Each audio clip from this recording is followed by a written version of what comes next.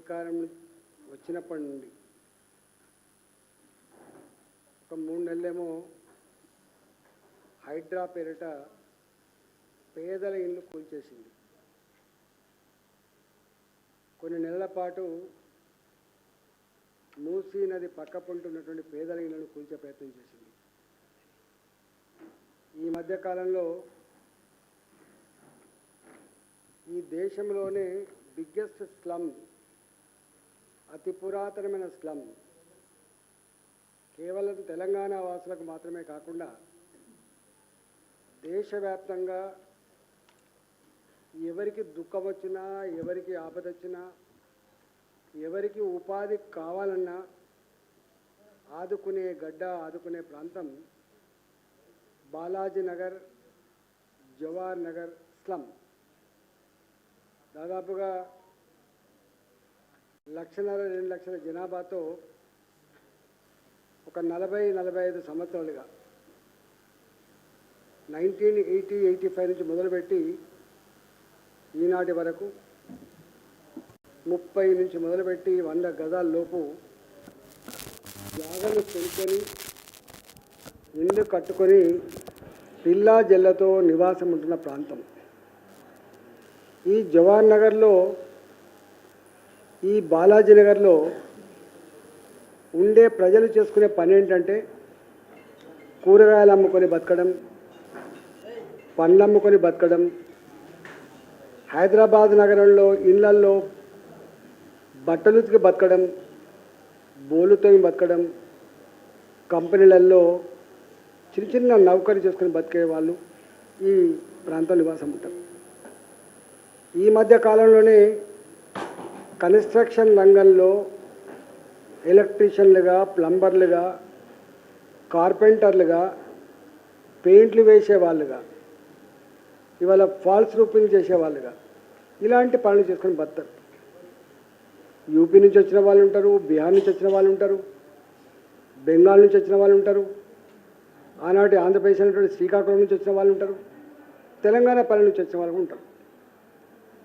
బయటి ప్రపంచం అనుకున్నట్టుగా వీళ్ళెవ్వరూ కూడా అక్రమంగా ఆక్రమించుకొని పుక్కడకు వేసుకున్న గుడిసెలు కానీ పుక్కడ కట్టుకున్నటువంటి ఇల్లు కావు.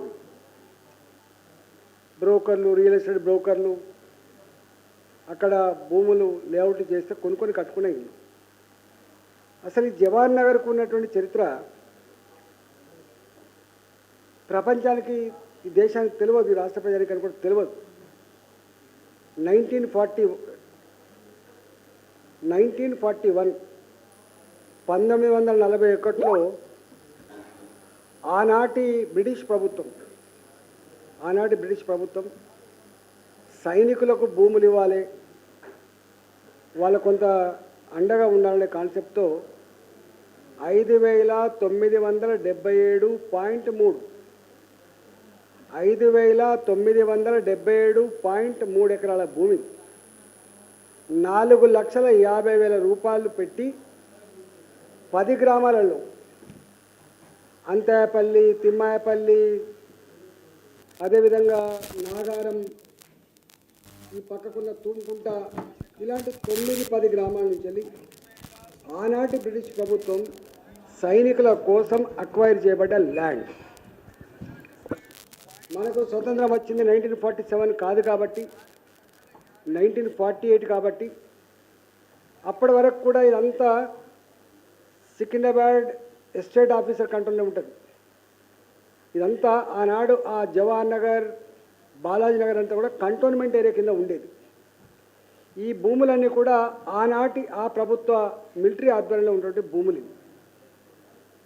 సమైక్య రాష్ట్రం ఏర్పడిన తర్వాత, దేశానికి స్వతంత్రం వచ్చిన తర్వాత, రాష్ట్రానికి కూడా స్వతంత్రం వచ్చిన తర్వాత, నిజాం పరిపాలన అంతమైన తర్వాత నిజాం సైన్యంలో పనిచేసే వాళ్లకు, బ్రిటిష్ సైన్యంలో పనిచేసే వాళ్లకు ఒక సొసైటీగా ఏర్పాటు చేసుకొని ఈ భూములన్నీ కూడా వాళ్ళకి కట్టబెట్టింది. ఈ భూమికి రాష్ట్ర ప్రభుత్వానికి సంబంధం లేదు. ఈ భూమికి సంబంధం ఉంటే కేంద్ర ప్రభుత్వానికి సంబంధం ఉంటుంది. మిలిటరీకి సంబంధించినటువంటి, సైనికులకు సంబంధించినటువంటి భూమి తప్ప, ఇది రక్షణ శాఖకు సంబంధించింది తప్ప రాష్ట్ర ప్రభుత్వానికి సంబంధం లేదు.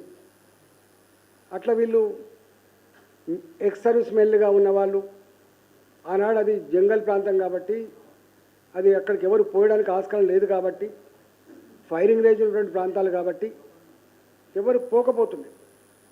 పేదవాళ్ళు కాబట్టి అగ్వకు వస్తుంది కాబట్టి అక్కడ చదువు చేసుకున్నంత చేసుకొని అప్పుడు ఆక్రమించుకోవడం, మెల్లమెల్ల మాజీ సైనికులు ఆక్రమించుకోవడం జరిగింది. ఎప్పుడు ట్రాన్స్ఫర్ చేసింది భూమిని? 1951 ఎంఈఓ సికింద్రాబాద్ వారి అధీనంలో ఉన్న కేంద్ర ప్రభుత్వ భూమి రాష్ట్ర ప్రభుత్వంకు ట్రాన్స్ఫర్ చేస్తూ కేర్ టేకర్గా మాత్రమే, రాష్ట్ర ప్రభుత్వానికి హక్కులు ఇవ్వలే, దీన్ని కేర్ తీసుకోమని చెప్పి అప్పచెప్పింది 1951లో.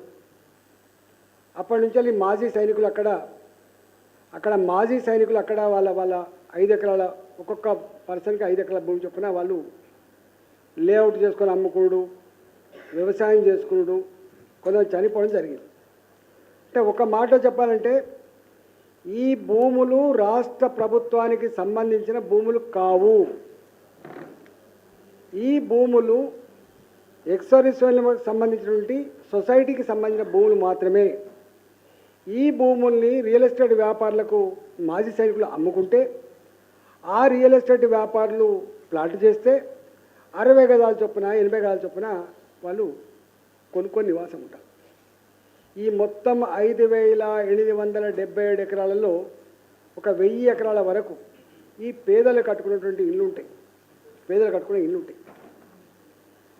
మధ్యలో దౌర్జన్యం చేయడం, ప్రభుత్వాలు కూల్చివేసే ప్రయత్నం చేసినప్పుడు ఆ బాలాజీ నగరు, ఆ జవహర్ నగర్కి సంపూర్ణంగా అండగా ఉన్నటువంటి పార్టీ భారతీయ జనతా పార్టీ. 1994లో ఆ గుడిసెలు కూల్చేయాలని చెప్పి ఆనాటి రెవెన్యూ మంత్రి, కాంగ్రెస్ ప్రభుత్వంలో ఉన్నటువంటి రెవెన్యూ మంత్రి కమతం రామరెడ్డి గారు మిషన్లు పంపిస్తే కూలగొట్టాలని ఆదేశాలు ఇస్తే ప్రజలు తిరుగుబాటు చేశారు. టైగర్ నరేంద్ర గారి నాయకత్వంలో, భారతీయ జనతా పార్టీ నాయకత్వంలో అల్టిమేటం ఇస్తే ఆనాడు అవి ఆగినాయి. ఆనాడు ఆగినటువంటి ఇల్లు ఇలా మళ్ళీ రేవంత్ రెడ్డి వచ్చిన తర్వాత ఇక్కడ బాలాజీ నగర్లో బ్రోకర్లు ఎక్కువైపోయినారు, రెవెన్యూ అధికారులు ఆగడాలు ఎక్కువైపోయినాయి. అసలు ఆగడాలకు అద్దె లేకుండా పోయింది.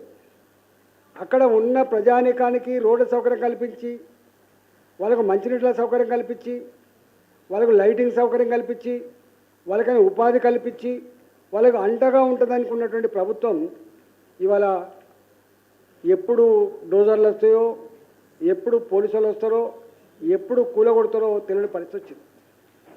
అరుంధతి నగర్ అని ఈ బాలాజీ నగర్లో ఒక ప్రాంతం అరుంధతి నగర్ 1998లో 1998లో కుటుంబ నియంత్రణ ఆపరేషన్